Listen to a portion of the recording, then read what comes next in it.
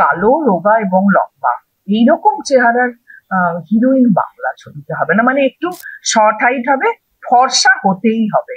একটু অন্যায় দোষ করবে, কিন্তু আমার মনে হয়, আমার সেটা পেয়েছি বিপ্লব, যে এদেরকে যখন বুকে জড়িয়ে ধরেছি না, কোনটা ভালো মন্দ একটু বুঝিয়েছি বা বোঝার চেষ্টা করেছে, তখন কিন্তু এরা আমাদের বন্ধু হয়ে গেছে। একটা কথায় বলবো, না তারা আধুনিক, তারা বাইরে গিয়ে কি দুষ্টুমি করছে জানি না, এরাও তো কারোর সন্তান, এরাও তো আমাদের সন্তানের মতো হয়েই স্টুডিওতে আসছে। বলতে পারো একটা দ্বিতীয় বিশ্বযুদ্ধ বা কুরুক্ষেত্র যুদ্ধ, আর এটা হলো 1:1। আমি তরোয়াল নিয়ে তোমার সঙ্গে যুদ্ধ। আমরা টিআরপি পেতাম, আজকে পটল কুমার গানওয়ালা 17-18, মা হিউজ টিআরপি, ঠিক আছে, তার থেকে নয় কম হয়, কিন্তু 8-9 অল্প বয়স, খুব দুঃখ পেতাম। নমস্কার, TV19 বাংলায় অন্তরালের গল্প। আজকে অন্তরালের গল্পে আমরা যাকে পাশে পেয়েছি, আমার খুব প্রিয় একজন মানুষ, এবং সবচেয়ে বড় কথা মানুষ এই কারণেই বলছি, একজন ভালো অভিনেতা বা অভিনেত্রী, ভালো মানুষের পরেই কিন্তু তার অভিনয় দক্ষতাটাও আমরা পর্দায় দেখতে পাই। এবং আমরা এই মুহূর্তে কথা বলছি অন্তরালের আড্ডায় অভিনেত্রী সোমা বন্দ্যোপাধ্যায়ের সঙ্গে। আর বহুদিন, বহুকাল আমাদের ছোট পর্দায় এবং অবশ্যই বড় পর্দায় একটা জায়গা রয়েছে সোমা বন্দ্যোপাধ্যায়, এবং সেই জায়গাটা এত সুন্দরভাবে আমাদের সামনে তুলে ধরে, যেটা আমাদের মনের খুব কাছাকাছি চলে আসে। ইতিমধ্যে আপনারা ফুলকিতে দেখছেন সোমা বন্দ্যোপাধ্যায়কে, আর আগামীতে আরো আরো কাজের মধ্যে তো দেখবেন। তার আগে আমরা আপনাদের সঙ্গে পরিচয় করে দিই। সোমা বন্দ্যোপাধ্যায়, অভিনেত্রী, কেমন আছো? পুজোটা কেমন কাটলো তোমার? খুব ভালো আছি। আপনাদের সবাইকে, সমস্ত দর্শককে আমার নমস্কার, বিজয়ার আন্তরিক প্রীতি শুভেচ্ছা। আর বিপ্লব তো বড্ড কাছের মানুষ, মানে হয় না এইরকম মানুষগুলোর সঙ্গে ওই পর্দার এপার ওপার দেখতে দেখতে এমন একটা সখ্যতা, বন্ধুত্ব, ভাই বোন হয়ে যায়, যে ওদেরকে দেখলে বা কথা বললে সবসময় মনে হয় ও তো বিপ্লব কাছের মানুষ। তো বিপ্লব ঠিক সেই রকম একজন মানুষ, যার সঙ্গে আজকে আমি আড্ডা দিতে বসেছি। থ্যাংক ইউ দিদি, থ্যাংক ইউ সো মাচ। এরকম কথা আমাদের সবাইকে অনুপ্রাণিত করে। একটা কথা আছে না, কথায় কথা বাড়ে। আমাদের মধ্যে আপাতত কথাটাই বাড়ুক, যাতে আপনারা শুনতে পান এবং বুঝে উঠতে পান সোমা ব্যানার্জি আপনাদের কত মনের কাছাকাছি। তো তোমার যে জার্নিটা আমাদের টলিউডের একদম অন্দরে, সেটা যদি আমাদের TV19 এর দর্শকদের কিছু বল। দীর্ঘ বছর হয়ে গেল। প্রথম কথা বলি যে আপনারাই আমার এই জার্নির পথ প্রদর্শক, আমার শিক্ষক, আমার আলোচক, আমার সমালোচক, যার জন্য কিন্তু এত দূর পথ আমি বা আমার মতো শিল্পীরা হাঁটতে হাঁটতে পৌঁছতে পেরেছি, এইটুকু বলতে পারি। খুব ছোট্টবেলায় থিয়েটার দিয়ে শুরু, সঙ্গে পড়াশোনাটা কমপ্লিট করেছি, কারণ পড়াশোনাটা করতে ভালোবাসি বড্ড। এখন হয়তো সময় অভাবে অনেক বই পড়া হয়ে ওঠে না, কিন্তু খুব পড়ার অভ্যেস ছিল। এবং আপনাদের মনে আছে সাহিত্যের সেরা সময় বলে আকাশ আটে হতো, তখন যে ডিরেক্টররা কাজ করতেন যে সাহিত্য নিয়ে, চেষ্টা করতাম ওই সাহিত্যের মূল বইটা আগে পড়ে নিতে, তাহলে চরিত্রগুলো চরিত্রায়নে আমাদের একটু সুবিধে হতো। এবং সেটা অবশ্যই শিখেছি থিয়েটার এবং সিনেমা তথা সিরিয়ালের সিনিয়র যারা ছিলেন তাদের কাছ থেকে, সবটাই তো শেখা। আর একটা কথা এইটুকু জেনেছি, এত বছরে কিচ্ছু ফেলে দেওয়া যায় না।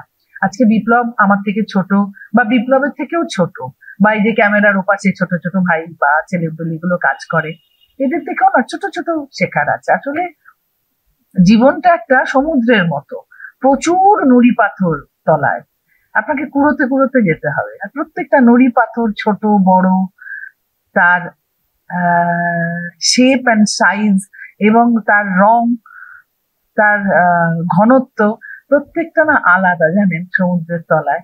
তো আমরা সেরকম জীবনটা যাচ্ছি, আর একটু করে কুড়োতে কুড়োতে যাচ্ছি। এই শেখাটা অনেক অনেক বড়। দিদি, মানে তুমি দীর্ঘটা সময় একটা আমাদের টলিউডের ইন্ডাস্ট্রির মধ্যে রয়েছে, সেখানে যে টলিগঞ্জের, মানে আমাদের টালিগঞ্জের যে পটচিত্রটা তুমি অনেকদিন আগে থেকে দেখছো, সেখানে অনেক পরিবর্তন বিবর্তন অনেক কিছু হয়েছে। আগে অনেক স্টুডিওর মধ্যে অনেক যে মেটেরিয়ালস গুলো ছিল সেগুলো অনেক কম ছিল। এখন পুরো দস্তুর মানে চকচকে একটা পরিবেশের মধ্যে সবাই কাজ করে এবং সুযোগ সুবিধা আগের তুলনায় অনেক বেড়ে গেছে। কিন্তু একটা জিনিস আমার খুব জানতে ইচ্ছে করে, অনেকের কাছে জিজ্ঞেস করি, তার উত্তর কিছুটা পাই আর কিছুটা তারা বলতে চায় না। সেটা হচ্ছে যে আগের মানুষ আর এখনের মানুষ, আগের মেকআপ রুম আর এখনের মেকআপ রুম, সেই সৌজন্যবোধ কি এখনো আছে? একটা কথায় বলবো না, কিন্তু এই নাটার মধ্যেও বলি, এই যে এতগুলো সময় পার হয়ে এসেছি, কেন এই নাটার মধ্যেও আজও মেকআপ রুমকে ভালোবাসি বিপ্লব, এই কথাটা বলি, সেটা হলো এই যে পরিবর্তন হতে হতে যাচ্ছে, আমি যদি নিজেকে এই পরিবর্তনের সাথে পরিবর্তিত করতে করতে না যাই, তাহলে আজকে 2025-এর এই মেকআপ রুমটা আমার ভালো লাগবে না। খুব মনের অন্তরের অন্তঃস্থল থেকে বলছি, পাই না, পরিবেশ পাই না, বন্ধু বান্ধব পাই না। তবু একটা কথা বলি, এই যে ফুলকিতে গেছি, এই যে চিরসখায় গেছি, এই যে পুরনো টেকনিশিয়ান পাই না, আর স্টুডিওর কিছু মানুষ পাই পুরনো, তারা হয়তো আরেকটু সিনিয়র হয়েছেন আমাদের থেকে, কিংবা আমাদের কন্টেম্পোরারি, কিংবা আমাদের থেকে ছোট, তাদের চুল দাড়ি গুলো পেকেছে, তাদেরকে দেখলে না মুখে জড়িয়ে ধরতে ইচ্ছে করে। মানে এত আনন্দ হয়, এত আনন্দ হয়। আর একটা আমার ব্যক্তিগতভাবে মনে হয়, আমি না খুব কনফিডেন্স পাই, চলে এইবার শটটা আমি দেখি, ও বিপ্লব আছে, বিপ্লব তুই আছিস তো, আমার হয়ে যাবে। এটা না আমার ব্যক্তিগতভাবে একজন শিল্পী হিসাবে মনে হয়।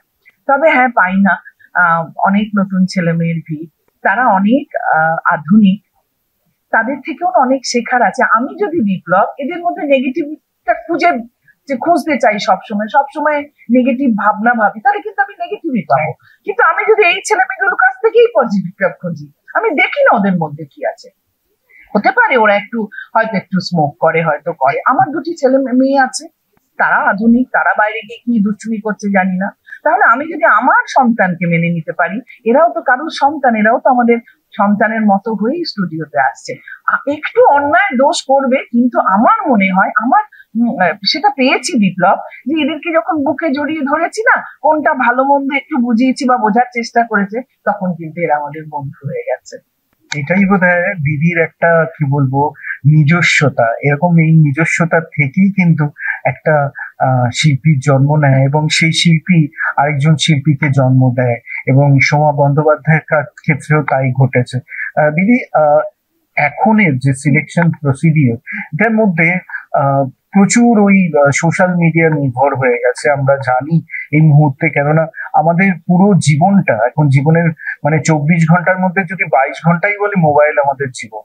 মোবাইল ছাড়া আমরা এগোতে পারি না। সেই জন্য মোবাইল কিন্তু একটা অ্যাডভান্টেজ নিয়ে নিয়েছে, মোবাইল ফোনটা একটা অ্যাডভান্টেজ নিয়ে নিয়েছে, সোশ্যাল মিডিয়া একটা অ্যাডভান্টেজ নিয়ে নিয়েছে, যে তুমি আমাকে দেখতে বাধ্য, তুমি আমাকে না দেখলে তোমার দিন যাবে না, তুমি এগোতে পারবে না। এটাই কিন্তু আজকে সিলেকশন প্রসিডিউরেও হয়েছে। বিভিন্ন প্রোডাকশন হাউস তাদের যে নির্বাচন তালিকার মধ্যে ওই ফলোয়ার, রিলসে কে কত কাকে টানছে সেটা দেখে এখন সিলেকশন হয়। এটা কতটা দুর্ভাগ্যজনক আমি জানি না, কিন্তু তোমার কাছ থেকে জানবার চেষ্টা করবো, যেহেতু অভিনয় জিনিসটা ভীষণ কঠিন। একদম, এই মানে আমি যদি বলি AI এর যুগ, কোভিড এর সময় থেকে তো আমরা এই জীবনটা নতুন করে জানতে শিখলাম, এই যে মোবাইল ওরিয়েন্টেড আমাদের একটা লাইফ, প্রতিদিন 365 দিন হয়ে গেল। দেখো, সেটার উপর তো ডিপেন্ডেন্ট হয়েছে আমাদের সামাজিক পরিস্থিতি, আমাদের কোভিড আমাদের সারা বিশ্ব আমাদের বাধ্য করেছে। তার মানে আমরা কোনো না কোনো ভাবে বাধ্য হচ্ছে এই সিস্টেমটার উপর ডিপেন্ড করতে। আমি যদি এইভাবে ভাবি, আমাদের চ্যানেল হাউস, যারা ক্রিয়েটিভ পার্সন আছেন, যারা সিলেক্ট করেন, আমার প্রত্যেকটা তো হায়ার অথরিটি আছে। এবার প্রত্যেকেই, আমার ওপরে তুমি আছো, তোমার ওপরে আরেকজন আছে, এবং তিনি যদি বলেন বিপ্লব সমাধিকে দিয়ে কাজটা করাতে হবে, কিন্তু সমাধি তুমি কিন্তু যাদের ফলোয়ার আছে তাদেরকে নেবে, তাহলে এই যে চেন ওয়াইজ একটা কথা আসে, তাতে তো আমরা ডিপেন্ডেন্ট হই যে না, আমাকে কাজটা, কারণ আমার চাকরিটা বাঁচাতে হবে, আমি খাবো কি, আমার পরিবারটা কি করে করবে? সেই কারণে তারা এইভাবে করছে এবং ফলোয়ার করছে। এবং আমার মনে হয় তারাও মানসিকভাবে স্যাটিসফাইড নয়, চ্যানেল হোক, হাউস হোক, বা যারা সিলেক্ট করছেন। যখন ফ্লোরে গিয়ে 14 ঘন্টা ওই অ্যাক্টিংটা করতে হয়, তখন যে 3 মাস 6 মাস বা 1 বছরে বোঝা যায় যে ওই ফ্র্যাকশন অফ এ সেকেন্ড একটা রিল বানানো বা একটা কিছু বানিয়ে ইনস্টা বা ফেসবুক বা এতে ফেমাস হওয়া, বিখ্যাত হওয়া, বা তার ফলোয়ার্স বা ভিউয়ার্স, তার সঙ্গে এই 14 ঘন্টার যুদ্ধটা উইথ 60 70 65 জন টেকনিশিয়ান, সেই যুদ্ধটা কিন্তু একটা বলতে পারো একটা দ্বিতীয় বিশ্বযুদ্ধ বা কুরুক্ষেত্র যুদ্ধ। আর এটা হলো 1:1, আমি তরোয়াল নিয়ে তোমার সঙ্গে যুদ্ধ করছি, এই ডিফারেন্স। তো এইটাই এই মেয়েটি তো বুঝতে পারে না, এই বাচ্চাটি, ছেলেটি বা মেয়েটি বুঝতে পারে না। আর একটা দিক দেখো, আমি যদি ভাবি এই যে এদেরকে সিলেক্ট করা হচ্ছে, যাদের হয়তো মনের ভেতরে ইচ্ছা আছে আমি অভিনেত্রী হব, আমি হিরোইন হব, হিরো হব, তাদেরকে চাপিয়ে দেওয়া হচ্ছে। এই চাপিয়ে না দিলে কিন্তু নতুন ছেলে মেয়ে আসবে না, নতুন অভিনেতা অভিনেত্রী আসবে না। তার জন্য তো আমরা নতুন অভিনেতা অভিনেত্রী পাচ্ছি। তার মানে এই এআই বা ফলোয়ার্স বা ভিউয়ার্স বা স্টাইল যে ছেলে মেয়েগুলির যে আমরা বলছি যে এটা মাপকাঠিটা ঠিক নয়। কিন্তু আবার ঠিক নয় কেন বলবো, এদের মধ্যে যে ছেলে মেয়ে ঝুলেছে তারা তো আবার কিভাবে আমরা জানতে পারতাম যে বাবা কি ভালো অভিনেত্রী, কি দারুণ শট দিয়েছে। হয়তো ইনিশিয়ালি তারা পারছে না, কিন্তু যখন হয়ে যাচ্ছে, আমরা তো প্রত্যেকটা ফ্লোরে দেখছি কিছু কিছু ছেলে মেয়ে প্রাণ দিয়ে চেষ্টা করছে, সেটাও তো ভালো লাগে। হয়তো পারছে না, কিন্তু এটার একটা পজিটিভ দিক আছে, একটা নেগেটিভ দিক আছে। তবে একটা কথা বলি, এই যে তুমি বললে না বিপ্লব, যে ভিউয়ার্স দেখে নেওয়া, আমার নিজের ক্ষেত্রে ভয় লাগে। আজকে যদি চ্যানেল হাউস বলে যে সমান কতটা বা দিদির কতটা ভিউয়ার, সেটা দেখে নেবো, তাহলে বোধহয় আমি কাজ পাবো না। এইটা বড় ভয় লাগে। দিদি মানে সত্যি কথা বলতে এরকম বোধহয় দিন আসবে না, কেননা যার অভিনয় দেখে মানুষ সবসময় নিজেদেরকে, নিজের জীবনকে খুঁজে বেড়ায়, সেখানে সোমা বন্দ্যোপাধ্যায় বা সমসাময়িক যারা অভিনেতা অভিনেত্রী আছে, তাদের এই সংখ্যাটা, এই ভয়টা কোনোদিন হবে না, আশা করি। একদমই যেটা বলছি, আমাদের মতো, আমাদের কন্টেম্পোরারি বা সিনিয়র যারা আছেন, কিছু বড় আর্টিস্ট আছেন যাদের তো কিছুই নেই, ফেসবুকও নেই।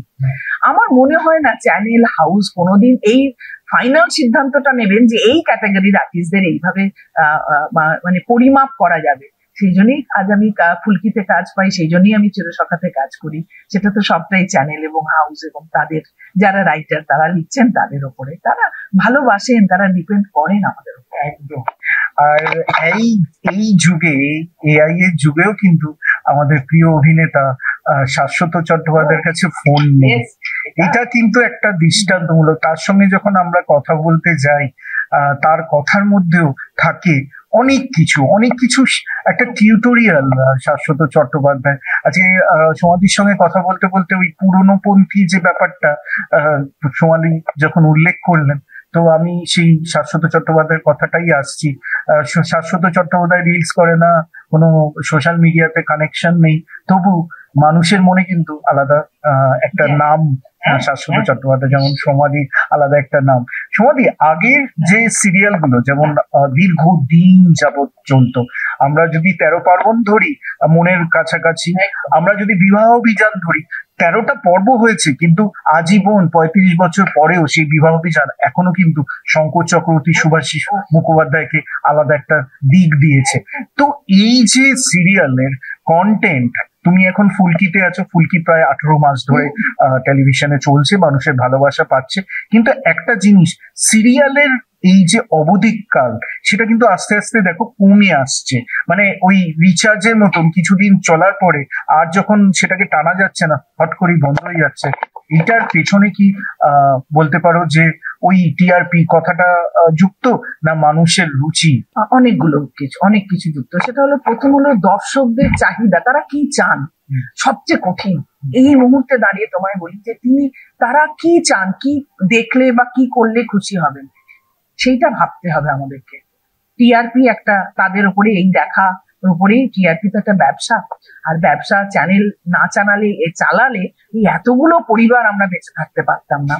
সেই টিআরপিটা ডিপেন্ড করে তাদের ভালো লাগা না লাগার উপরে। তারপরে আসি ফ্লোর, মানে আমাদের অ্যাক্টিং, আমাদের ছেলে মেয়ে যাদের কাঁধের ওপর বিরাট বোঝা, আমাদের চ্যানেলরা দেন, ভালো ভালো গল্প দেন, তাদের বয়ে নিয়ে যাওয়ার ক্ষমতা। সেইটা যখন হয় না, তখনই হয় না একটা মানুষের রেগুলার কাজ করতে করতে হয়তো কোনোদিন একটু খামতি হয়েছে, হয়তো একটু দুর্বল হয়ে গেছে, ঠিক আছে, ব্যস্ততার জন্য ওই এপিসোড দিতে হয়েছে, ভালো লাগেনি, সঙ্গে সঙ্গে সুইচ ঘুরিয়ে দেয়। আমার কথা হলো দর্শকদের, আপনারা একটু দেখুন, এই যে নতুন ছেলে মেয়েগুলো পাঠ করছে, হতেই পারে, শুধু একবার যদি ভেবে নেন যে সেও কিন্তু কারুর বাড়ির বাচ্চা, কারুর বাড়ির ছেলে মেয়ে, 14 ঘন্টা কাজ করে, ছোট ছোট ছেলে মেয়েরা, তাদের শেখানো হয়, তাদের যে শেখান তিনি ওখানে মানে সত্যি শিক্ষক। এখনকার যা ডিরেক্টর আছে, আমাদের এখানে রাজেন আছে পুলকিতে, চিরসখায় দিগন্ত আছে, এই যে ছোট ছোট রোলগুলো করতে আসে, তারা তো জানে না তাদেরকে শিখিয়ে করা হচ্ছে, তাদেরও তো ভুলচুক, আমাদেরও তো হয়েছে ভুলচুক, কিন্তু সহজে না সিদ্ধান্ত নিয়ে ফেলছে সকলে। শুধু সকলকে বলি এত তাড়াতাড়ি সিদ্ধান্ত নেবেন না, এদেরকে একটু সুযোগ দিন, দেখবেন টিআরপি আবার হবে। আমার কিরকম মনে হয় বিপ্লব, আমরা না আবার একটা সাইকেল তো লাইফটা, আমরা হয়তো এখন এই যে 3 মাসে 6 মাসে 1 বছরের গল্প শেষ হয়ে যাচ্ছে, আগে না আমরা ভাবতাম সিরিয়ালটাতে ঢুকলাম 5 বছর ইএমআইটা আমার হয়ে যাবে, আমি একটা নতুন গাড়ি কিনে নিতে পারবো, আমি একটা ছোট কিছু বুক করে ফেলতে পারবো, আমার মেয়ের এটা চলে যাবে। এটা কিন্তু আমরা ভাবতাম, মানে আমাদের কন্টেম্পোরারিরা। কিন্তু এখন অনিশ্চিত ব্যাপার, সাংঘাতিক অনিশ্চিত, আমরাও অনিশ্চিত হয়ে গেছি, আমরাও এরকম, খুব স্বাভাবিক। এবং আমার মনে হয় শুধু আমি অনিশ্চিত হইনি, আমাদের যারা আছেন, ওই যে বললাম সিস্টেম, এই চেন অনুযায়ী যারা আছেন, কারো তো নিজের সিদ্ধান্তে এই কাজ হয় না, এটা তো একটা দক্ষ যোগ্য একটা সিরিয়াল, মানে সেটা এরকম হাই টিআরপি পায়। আমরা টিআরপি পেতাম আজকে পটল কুমার গানওয়ালা 17-18, মা হিউজ টিআরপি, ঠিক আছে, তার থেকে নয় কম হয়, কিন্তু 8-9-10-এর মধ্যে থাকছে। সেই টিআরপি গুলো ওঠাতে চ্যানেল হাউস এবং এই যে ফুল 65টা লোক, মানে প্রাণপাত এডিটিং যে রুম হয়, তারা তো ডে নাইট মানে অবিরল পরিশ্রম করেছে, বিরল মানে কোনো তাদের পরিশ্রম করে চলেছে, তাতে ওই আর কি। কিন্তু নিশ্চয়ই এটা আমার ঘুরবে, একদিন মানুষ ঠিক করবে, একদিন মানুষ জাজ করবে, সেদিন আবার আমরা অনেক লম্বা লম্বা সিরিয়াল করবো। একদম করবোই। এবং সমাধির কথায় যেটা পজিটিভ ভাব রয়েছে, সেই পজিটিভ ভাইবে কিন্তু আমরা এগিয়ে যাব। সমাধি, এইটার একটা বেশ কিছু কারণের মধ্যে একটা কারণ অবশ্যই আছে, এই মুহূর্তে চ্যানেল সংখ্যা একাধিক, আর চ্যানেলের মধ্যে প্রতিযোগিতা একাধিক। সকাল থেকে রাত 12টা পর্যন্ত টানা সিরিয়াল চলতে থাকে, মানুষ কোনটা দেখবে কোনটা দেখবে না এটাও একটা ফাইন টিউনিং করা দরকার। তো সেই ফাইন টিউনিংটাই অনেকাংশে কোনো সিরিয়াল পিছিয়ে পড়ছে, কোনো সিরিয়াল এগিয়ে যাচ্ছে। তো এই ফাইন টিউনিংটা কিন্তু অনেকটা নির্ভর করছে কন্টেন্টের। পুরোটা ইঞ্জিনিয়ারকে গল্প, এই যে আজকে মানে চিরশাখা যখন লঞ্চ করলো, মানে যদি না সময় হতো না একবার দেখে নি, মানে এইরকম হয়েছিল। তার মানে কন্টেন্ট, তার মানে যিনি লেখক বা লেখিকা, তার পেনের কলমের জোর, ওইটা থাকলে না, এইটা বলি যে ওইটা আজকেও আছে, বলবো না, রাখি দিয়ে আছে, শিবাশিস দা আছেন, অনেক আছেন, অ্যাক্রোপলিসেও ছিলেন, অসীমাদি মনে হয়, কার কার কি কি না পেয়েছি আমরা লেখক এক ঝাঁক। সেই জন্য আবার ভাবি নিশ্চয়ই আছে, বাবা লিনাদি তো নো ডাউট, শিবাশিস দা আছেন, কার কথা বলবো না, সুদীপ আছে, আমার মা যিনি লিখতেন, সুদীপ আছে, শাহানাও কিন্তু কম বেশি নয় আর কি, খুব ভাবনা চিন্তাটা ভীষণ স্ট্রং শাহানার, আমি তো করেছি কাজ বা দেখি, সেই জন্য বলি যে নিশ্চয়ই এই কন্টেন্ট, আর এটা না খুব একটা সূক্ষ্ম সুতোর ওপর দাঁড়িয়ে, মানে এক চুল এদিক ওদিক করলেই দর্শক চলে যাচ্ছে। সত্যি কথা বলছে, দর্শক যাবে না সমাধির কাছ থেকে, এইটুকু একদম শিওর। এত বছর ধরে এই অভিনেত্রীকে ভালোবাসা দিয়ে গেছে এবং ভালোবাসা পেয়ে গেছে, আগামীতেও পাবে। ফুলকি কিন্তু দেখবেন। সমাধি, আমার শেষ প্রশ্ন তোমার কাছে, যেতে ইচ্ছে করে না কিন্তু টাইম লাইনে আমাদের আটকে দেয়।